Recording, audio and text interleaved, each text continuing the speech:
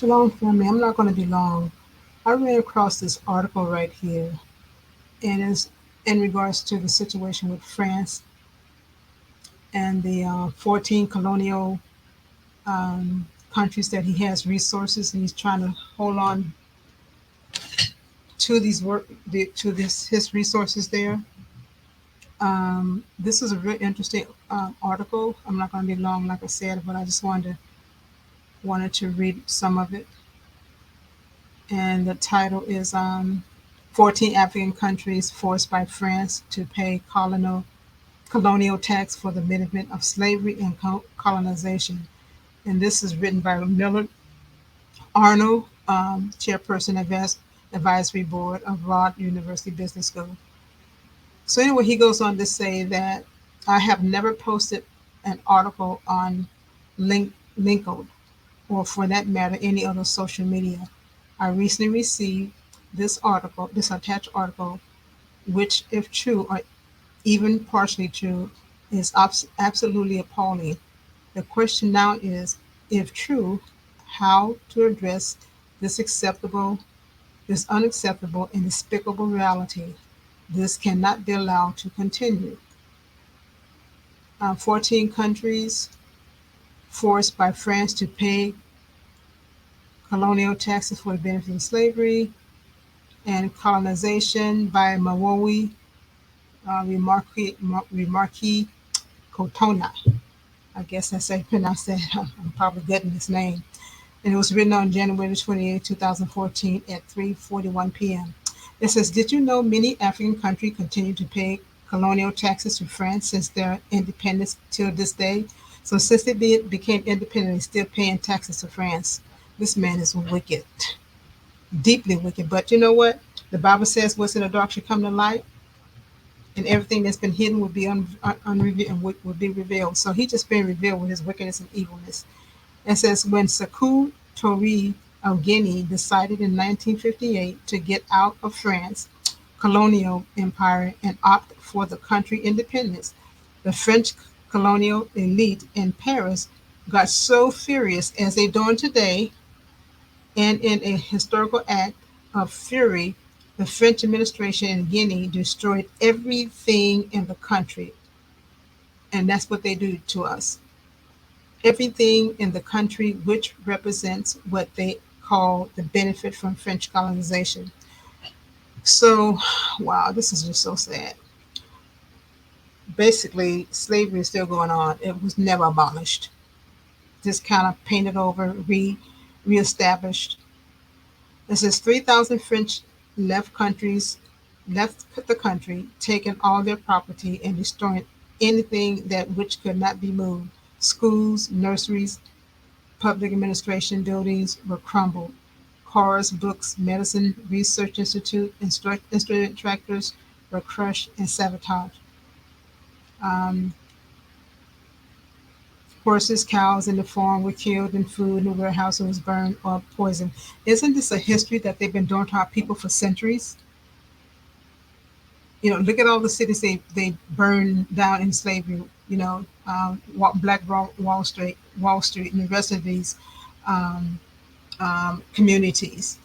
You know, every time we try to establish something away from them and try to separate ourselves completely away from them, they destroy everything that we built, just so we have to start all over again and never get anywhere. It's like they always got their foot trying to keep their foot on our neck.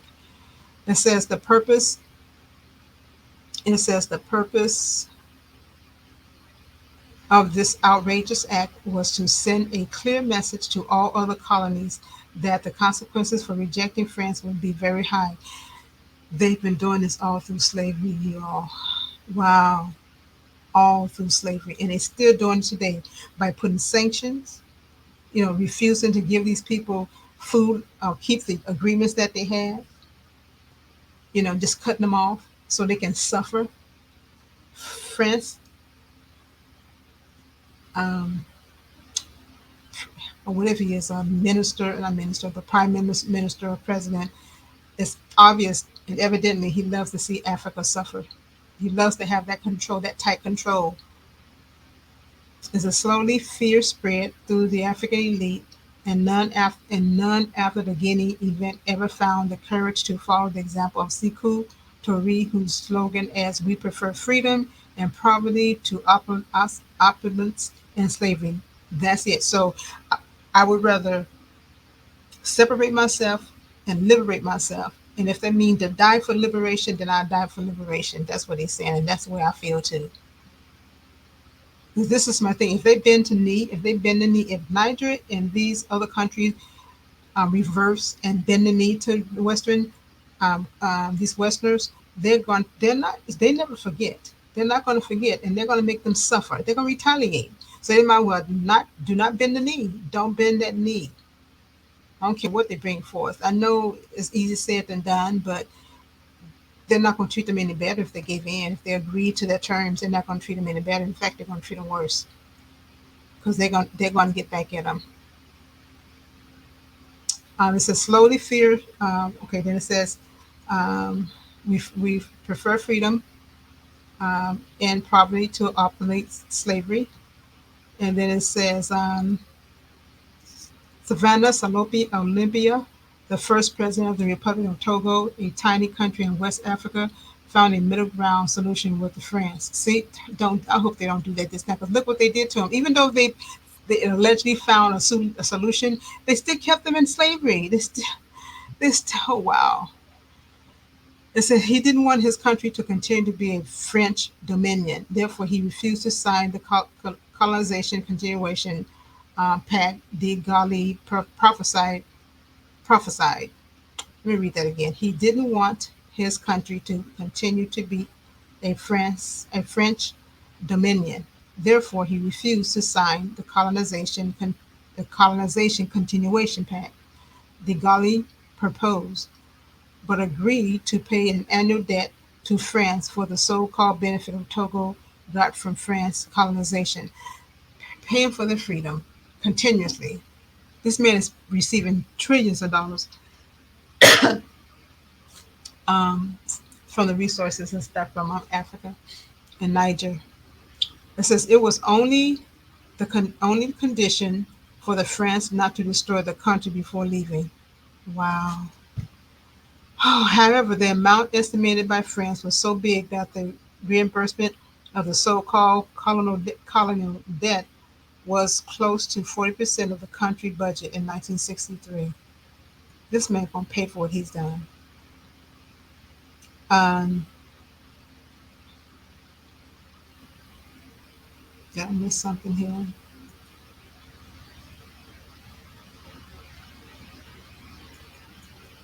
Let's see. French colony used the country old currency. It says in January 13, 1963, days after he started printing his country-owned currency, a squad of illiterate soldiers backed by friends like the coups. Anyways, so this whole story is talking about how France used these illiterate soldiers we call by France, which they call coups, to keep these countries down and not allow them to prosper and use their own resources more than they're giving it to, I guess, France giving away. So they're giving away more than they're using. Instead of using their resources, I can understand that they probably didn't know how to do that, but still, like the gentleman said before, I would rather die poor in my country than to allow someone to mistreat me and my people. Um, then it goes on to say, I'm going to go down here to the part where it shows the coups. It gives I'm not going to be in here long. You may want to go and read the article. But here it is right there. It says, in fact, during the last 50 years, a total of 67 coups happened in 26 countries in Africa. 16 of those countries are French ex-colonies, which means 61% of the coups happened in Francophone Africa. So meaning the country that he had control over. And it says, these are the country here. It says Togo. So it says Togo here, and then other African country numbers of coup.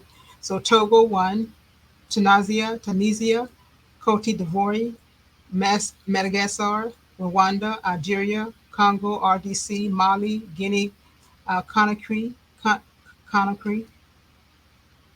Yeah, I think that's how you pronounce it. But it gives the number, um, the other country numbers of the coup, the number of the coups right here. So this is how many coups they had that worked for France.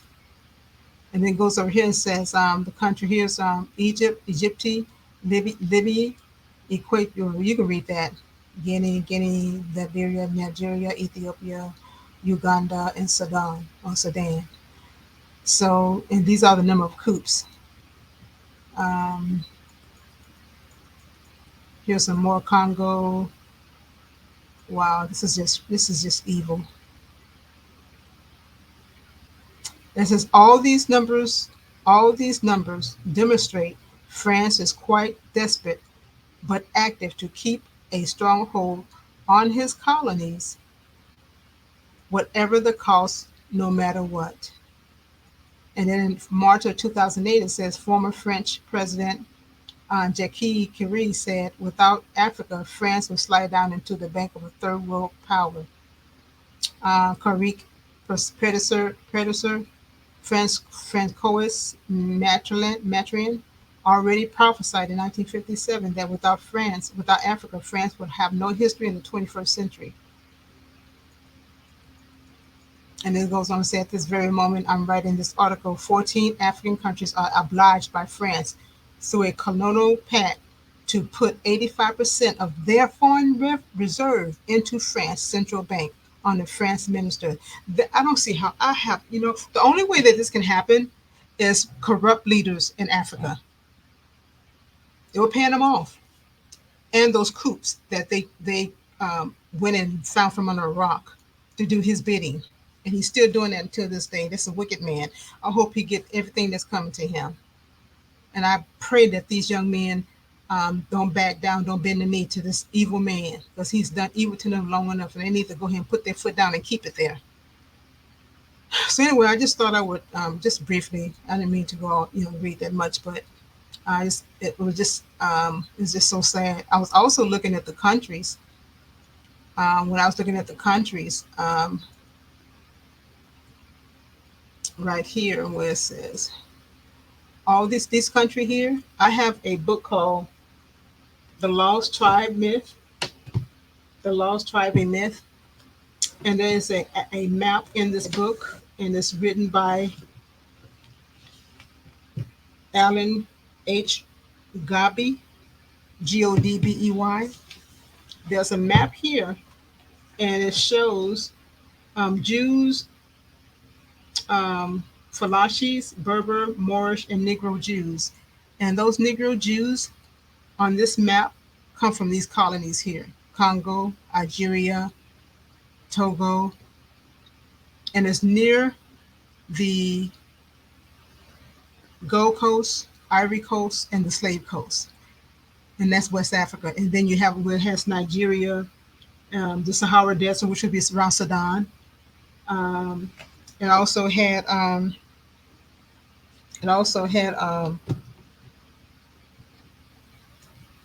Sierra Leone, Liberia, Ashanti, Dahomey, Bani Ephraim. It has Levites colonies in West Africa, because this is West Africa in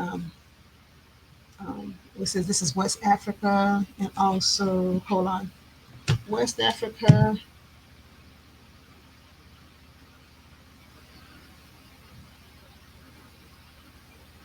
Let's see, Central, West Africa and Central Africa, and it's the CFA France is used in Africa. So these are places where he has his monetary unions in West Africa among these 14 countries. And they are also listed in his book as being having Jewish colonies dated all the way back to 1550 BC. So, in essence, France is going to war with God's people, and there's mainly in West Africa. A lot of the tribes. You have Ghana. They call it Ghanata on the map, on this map in the book, but it is actually Ghana. It has Jewish kingdom there. It also has St. Thomas Jews near the equator. It had right around Nigeria, um, or the Gold Coast, Ivory Coast, and the Slave Coast, Cameroon. You had Gabon. Just all these same people, but what they did when they split Africa, when they cut it up like a chocolate cake among themselves, they gave the people different tribal names, and until this day, they're fighting against each other, and that's what Europeans do. That's how they maintain and control their wealth. They divide and they conquer. They divide and they conquer. That is their strategy. And once you realize that and cut that off at the knee, like the gentleman said, they slide into poverty themselves. And that's where they need to go right now. And I pray and hope that it happen. I really do. Because it shows how deeply they're dependent on Africa resources. So anyway, I don't want to get on it because it just burns me up every time I'm looking at the videos and seeing how he's doing these people. And he's not letting up either. He's just wicked. And I hope his end is. I hope his end. I hope his end meet or match what he did through all the years that he did to these people. I hope it match it. It has to for justice to be done. So, anyways, I'm going to get off here. I thought I would just share that little this letter article I made. What you may want to do is go ahead and it's called 14 African Countries Forced by France to Pay Colonial Tax for Benefit of Slavery, and it's written by Millard Arnold. So you may want to go and read the article. It's a good article. But I just want to briefly just show the you know how wicked this man is and how he still has Africa in slavery, especially the colonies that he has probably been in control since the. I have a book, a slavery book. It's like back in France, back in 1918, late 1800s. The transatlantic slave trade. That man been involved in this for a long time. So why would he give it up? So what he's been trying to do is just cover himself, but that's not working either. So, anyways, I'm gonna get off here and just try to calm down right now because it's really burning me up what they're doing. So I'm gonna say you all shalom and have a good evening.